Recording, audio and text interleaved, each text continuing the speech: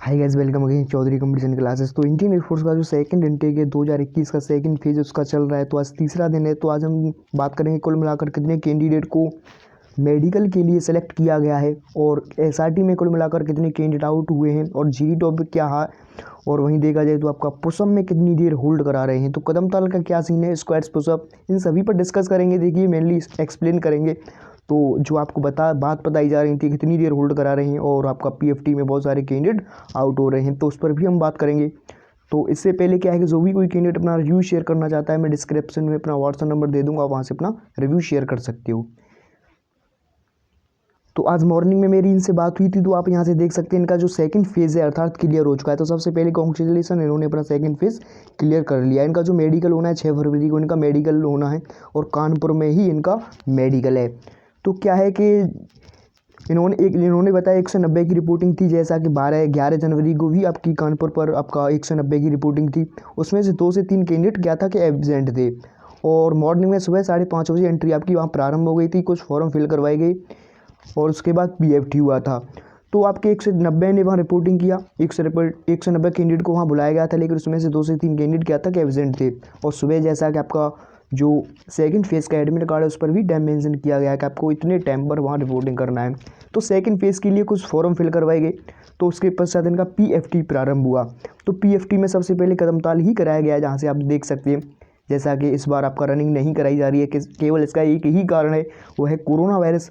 क्योंकि उन्होंने देखिए जब आपकी रैली की भर्ती हुई थी तो उसमें साफ साफ बता दिया गया था, जो मेडिकल स्टाफ, जो आपका स्टाफ होता है इंडियन एयरफोर्स का, जो आपको पीएफटी कराते हैं, तो उन्होंने साफ साफ बता दिया था कि इस वजह से हम कदमताल करा रहे हैं कि जब आप रनिंग करोगे तो ग्रुप बनेंगे, उसमें एक दूसरे के कॉन्टैक्ट में आओगे, तो कहीं ना कहीं आपका देखा जाए तो कोविड-19 पेंडेमिक के कारण कदमताल इस बार कराई जा रही है। तो कहीं ना कहीं कंपटीशन भी इस बार कम है।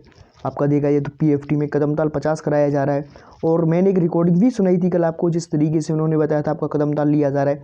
आपका जो हाथ है इस तरीके से आपका स्ट्रेट 90 एंगल का होना चाहिए, वहीं आपका जो पैर है इस तरीके से आपको उठाना होगा। और इससे रिलेटेड मैं वीडियो भी बना चुका हूँ कि कदमताल क्या होता है, तो डिस्क्रिप्शन में उस वीडियो का लिंक डाल दूंगा, वहाँ से जाकर उस वीडियो को देख सकते हो। तो उसमें क्या है कि जो मैंने वीडियो बनाई है उसमें कैंडिडेट क्या है कि मूवमेंट कर रहे हैं, लेकिन यहाँ एयरफोर्स में जो आपका कदमताल लिया जा रहा है वहाँ केवल एक ही स्थान पर रहकर आपको कदमताल करना है 50। आपको पैर उठाना है ये वाला, वो एक जो आपके सामने जो इंडियन एयरफोर्स वाला जो स्टाफ है बोलेगा 1 2 4 ऐसे करके आपको यहाँ से पैर उठाना है, फिर डाउन करना है। ऐसे इस कुल मिलाकर 50 कदमताल लिया जाता है। तो देन पुशअप हुआ, उसके बाद सिटअप, स्क्वाट्स, ये सब को रह गया। तो मैंने इनसे पूछा कदमताल में किसी कैंडिडेट को आउट किया गया या फिर नहीं किया गया, तो इन्होंने बोला कदमताल में किसी भी कैंडिडेट को आउट नहीं किया गया था, जबकि पुशअप में 7 से 8 आउट हो गए थे। पुशअप में कितनी देर होल्ड करा रहे हैं, जब मैंने इनसे पूछा तो उन्होंने बोला 2 से 2 सेकंड। तो जैसा कि पुशअप में देखिए इतनी देर ही होल्ड कराएंगे, इससे ज़्यादा आपको वहाँ होल्ड कराने वाली नहीं है। मैं पहले ही बता चुका हूँ, एक आपकी इस तरीके से लाइन होती है, जो ग्राउंड होता है, आप यहाँ कैंडिडेट होते हैं इस तरीके से, और आपके सामने यहाँ जो स्टाफ होते हैं वो आपको अप बोलते हैं, डाउन बोलते हैं। तो जिस तरीके से वो एक नज़र में कि सभी कैंडिडेट को देख नहीं लेते हैं, तो ये पूरा प्रोसेस मुश्किल से आपका देखा जाए तो 2 से 3 सेकंड लगते हैं। तो ज़्यादा देखिए हार्ड नहीं है। जिन कैंडिडेट के मन में डर है कि अब पुशअप क्लियर नहीं हो पाएगा, तो ऐसी कोई बात है नहीं, पुशअप बिल्कुल क्लियर हो जाएगा जब आप प्रैक्टिस करोगे तो। ठीक है, केवल 10 पुशअप ही तो हैं, आप प्रैक्टिस करो डेफिनेटली। अब प्रैक्टिस करोगे तो मैं मानता हूँ कि आपको 10 दिन में ही कहीं ना कहीं आप 20 पुशअप लगाओगे, जिस तरीके से इंडियन एयरफोर्स में लगवाई जाती हैं। जैसा कि आपको पता है इंडियन एयरफोर्स में जो पुशअप लगवाई जाती हैं आप बिल्कुल स्ट्रेट होते हो, और आपको जब अप बोलते हैं तो अप, और डाउन बोलते हैं तो डाउन, इस तरीके से आपको वहाँ पुशअप लगवाई जाती हैं। तो दोबारा चांस भी दे रहे थे, तो जिन कैंडिडेट को पहली बार में क्लियर नहीं कर पा रहे थे तो उनको दोबारा चांस भी दे रहे थे। तो पीएफटी में क्या था कि 10 से 15 आउट हुए, उसके बाद एसआरटी हुआ, उसके साथ साथ में डॉक्यूमेंट भी चेक किया जा रहे थे। तो क्या था कि पुशअप हो, आपका पीएफटी क्लियर हो गया, पीएफटी में 10 से 15 आउट हो गए थे। देखिए कहीं ना कहीं रेशियो देखा जाए तो कम ही है, जिस तरीके से हमको 11 तारीख को देखने को मिला था, बहुत बड़ी मात्रा में कैंडिडेट आउट हो गए थे पीएफटी में। तो क्या था कि केवल उनकी कमी होती है, वो एयरफोर्स वाले आपको निकालने के लिए तो बैठे नहीं है। तो इसमें आप क्या है कि अपना पीएफटी की तैयारी करें। पीएफटी में आपकी रनिंग तो पहला प्रोसेस तो यहीं आपका देखिए कंपटीशन यहीं कम हो गया। मैंने देखा है कि रनिंग में करीब करीब एक ग्रुप से 30 40 40 50 कैंडिडेट को आउट होते हुए मैंने देखा है। 50 कैंडिडेट तक आउट हो जाते हैं रनिंग में केवल। तो आपका कहीं ना कहीं यहाँ कंपटीशन कम हुआ है पीएफटी में। तो उसके बाद एसआरटी हुआ, साथ साथ में आपका डॉक्यूमेंट्स वेरिफिकेशन भी चल रहा था। और SRT में 8 से 10 आउट हो गए थे। तो आपका जो सिचुएशन रिएक्शन टेस्ट होता है उसमें आपके 8 से 10 कैंडिडेट आउट हो गए थे। SRT में 45 क्वेश्चन थे, सभी अटेम्प्ट करना था।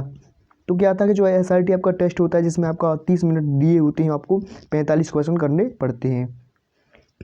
तो इन्होंने सभी अटेम्प्ट किए थे। देखिए मैं अपना बताऊं, आप यदि 43 भी अटेम्प्ट कर रहे हो और यदि आपने बिल्कुल आपका साइको बिल्कुल करेक्ट है तो आप भी यहाँ से सेलेक्ट हो जाओगे। ऐसा हुआ है, ऐसा मैं बोल रहा हूँ।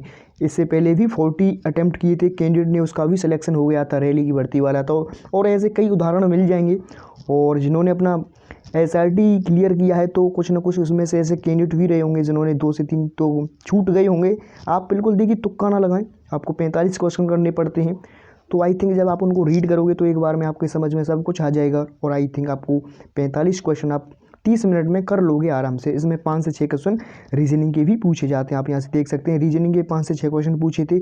उसके पश्चात इनका GD प्रारंभ हुआ। इनका जो GD टॉपिक था वो था डिजिटल इंडिया। तो इनका जो GD टॉपिक क्या था, डिजिटल इंडिया।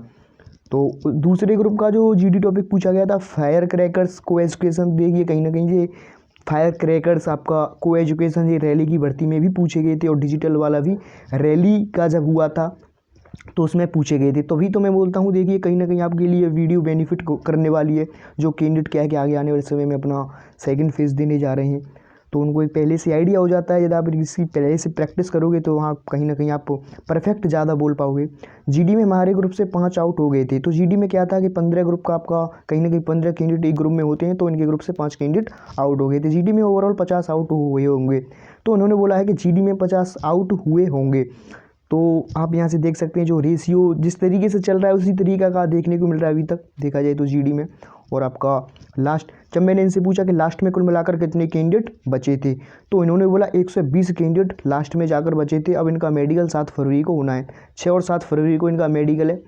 तो आप यहाँ से देख सकते हैं। तो इन्होंने सब कुछ शेयर कर दिया है और आई थिंक आपकी समझ में सब कुछ आ गया होगा।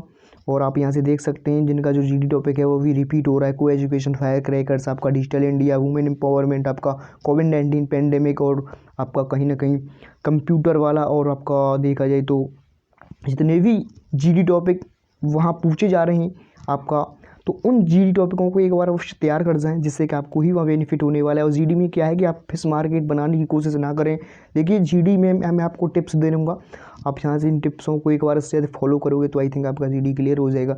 क्या है कि GD में जब आपका इंट्रो प्रारंभ हो तो देखिए इस तरीके से मैं पहले ही आपको कल बता चुका था। आपके सामने यहाँ 15 कैंडिडेट होते हैं। इस तरीके से आपके सामने यहाँ चेयर पड़ी होती हैं और एक रूम होता है उसमें आपका सामने आपका देखा जाए तो कहीं ना कहीं जो ऑफिसर होता है वो होता है और वो आपसे पूछेगा कि 1 बाई 1 मैंने ही कल आपको बता दिया था जिस तरीके से आपको वहाँ प्रोसेस चलता है उसी तरीके से मैंने आपको बताया था। इस तरीके से आपका कुछ रहने वाला है। तो आपको इंट्रो देना होगा। इंट्रो में आपका इंट्रो प्लस उस टॉपिक का टाइटल बताना पड़ेगा जो आपको टॉपिक मिला था। क्या होता है कि सभी कैंडिडेट को एक पेज मिल जाता है। ये 15 कैंडिडेट होते हैं, इन सभी कैंडिडेट को एक पेज देते हैं रीडिंग करने के लिए। उसमें ही आपका GD टॉपिक होता है और 5 मिनट रीडिंग करते हैं सभी कैंडिडेट। तो क्या है कि 5 मिनट रीडिंग करने के पश्चात तो आपसे वह रिटर्न कर लिया जाता है। तो उसके पश्चात आपका कहीं ना कहीं इंट्रो होता है। इंट्रो में प्लस आपको टाइटल बताना पड़ेगा। उसके पश्चात आपका GD स्टार्ट हो जाएगा। तो GD में क्या है कि आप यदि आप GD में 3 से 4 बार बोलोगे लेकिन परफेक्ट बोलोगे तो आई थिंक आपका हो ही जाएगा।